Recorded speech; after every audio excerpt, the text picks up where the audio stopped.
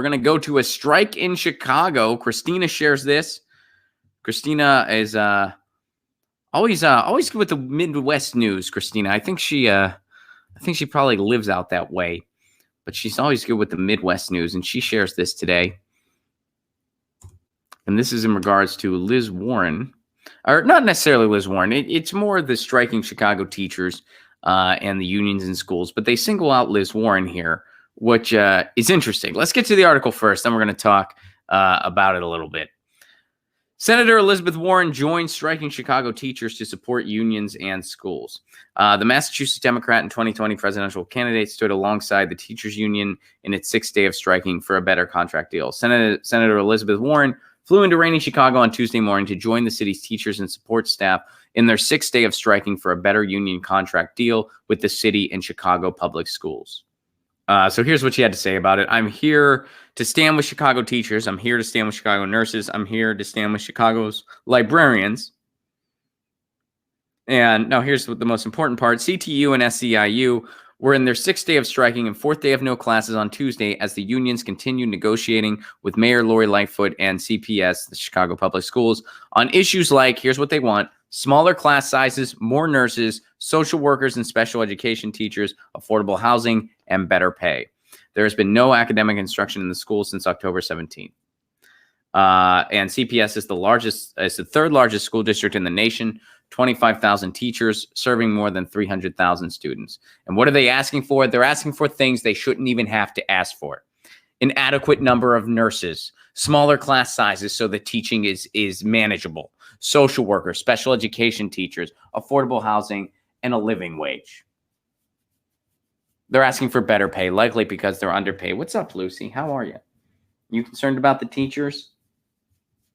You should be. That's good. That's good. Now, so a lot of candidates, Democratic candidates, they show up at these strikes when the cameras are on. Amy Klobuchar showed up to a strike or two. I'm pretty sure Beto O'Rourke did. And I'm sure others have. That doesn't mean that they're going to stand with you when it's needed most. Bernie Sanders, of course, has. Bernie Sanders has showed up at various strikes. Bernie Sanders led a couple of them, by the way. When it comes to Disney or Amazon, Bernie Sanders led them. And the Fight for 15 was successful in both those, for instances, with Amazon and with Disney. Amazon's, of course, pulling off other fuckery, but, you know. So my question here is, and I'm glad Elizabeth Warren came to the strike. That's good that she did that. It's good when all of them do that, even though, you know, I question the authenticity of it. But why is Elizabeth Warren getting all these headlines when pretty much no one else does? Amy Klobuchar was showing up at strikes. Did you see any headlines about her? I didn't. Beto O'Rourke was showing up. Did you see any headlines about him? I didn't really see any. But Liz Warren getting tons of headlines from the New York Times, from CNN, from Huffington Post, which was the one we looked at. Why is Liz Warren so special? Is it because the strike is bigger? Well, maybe that has something to do with it. But it's also because she is the anointed one by the DNC right now. She is their front runner. And why have they anointed her? Well, because she's the one who they know has the most potential to be seen as just a viable alternative to Bernie. She's the one who they think is still going to play ball their way, is still going to help out the donor class, but the public will see as, oh, she's just like Bernie. So when she shows up at a strike, let's give this a lot of media coverage. And you know where I'm at with Elizabeth Warren. I can't give her the benefit of the doubt anymore. She flip-flops on Medicare for All almost daily. All of her policy ideas are just watered-down ideas from Bernie. She cannot defend them very well when asked. She flip-flops on corporate money almost daily. She goes along with Trump's military budgets.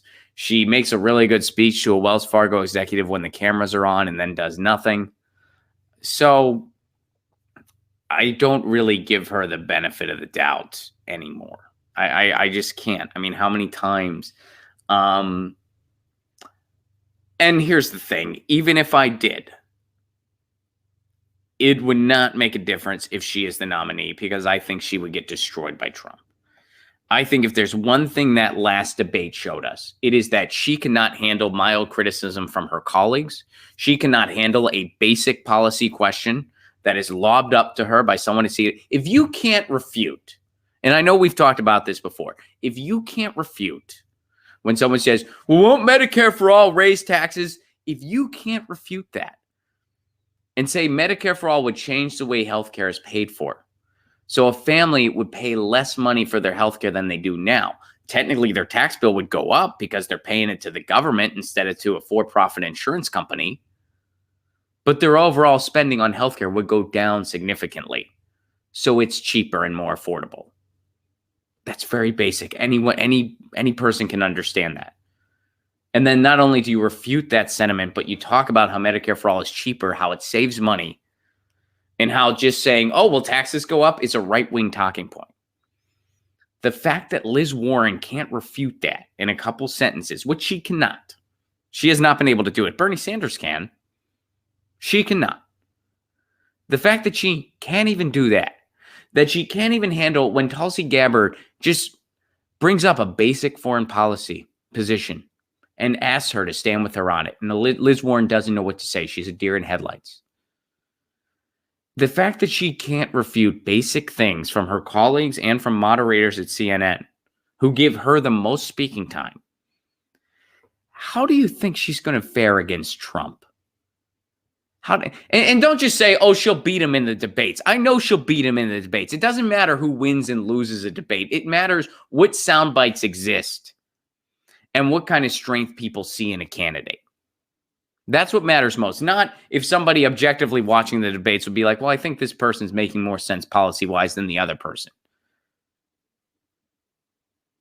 That's not that big of a deal compared to, does this person seem like they'll have the strength to beat a Donald Trump? And by strength, I mean, will a person who is undecided, will a person who is likely not to vote at all show up for Trump's opponent? The answer for Liz Warren, she will not get one undecided voter. She will not get one unlikely voter. She will get zero from either of those categories, which means she will lose to Trump. And it's not just her. Same with Pete Buttigieg. He'll do the same thing. Same with Cory Booker. I mean, it's a punchline to even say that guy's name. Same with Amy Klobuchar. Same with all of those establishment candidates. The only candidates who are able to get those types of votes, Bernie Sanders, Tulsi Gabbard. They're the only ones. They've proven it before. They are just, this is objectively true. The only ones. And I think Liz Warren's performance in the last debate was exceptionally terrible. And I think it showed she would get eaten alive. She'd take another DNA test if he bullied her into it. And she would not get any of those votes. And it doesn't matter if me or any other person on YouTube is like, okay, let's just take her at her word. Let's give her the benefit of the doubt. It doesn't matter. It does not. She would go on to lose anyway. So even if I'm like, hey, I'm convinced by her, which I'm not, I think it's hard to be. But even if I was, she'd still go on and lose in the general. As of right now. I mean, it's still a long season. But based on her last debate performance and what we've seen from her so far, people want conviction. That's what they want. And the only time Liz Warren has been able to show conviction is when she's applauding capitalism. That's the only time. When Trump says we'll never be a socialist country and Liz Warren stands up and claps, that's the only time she can ever show conviction. Applauding capitalism. This is the person who, by the way, capitalist to her bones, was a Republican until she was 47. Now, people can change, but it's still kind of worth mentioning that. She was giving speeches to the Federalist Society when Bernie was standing up for gay rights. So It's cool that Liz Warren's standing with the T. I'm glad she's doing that. I'm glad when any candidate does it, even if I don't think it's very authentic. But it's interesting that Liz Warren gets all this publicity when she does it. No other candidate, especially not Bernie Sanders, does. That's interesting to me. Get your news on with Ron. Don't you want to know what's going on? We're getting our news on today. Get your news on with Ron. Don't you want to know what's going on? We're getting our news on today. Yeah, yeah, yeah. You can tweet me an article at Ron Placone. We'll go through it together and make it our own. Get your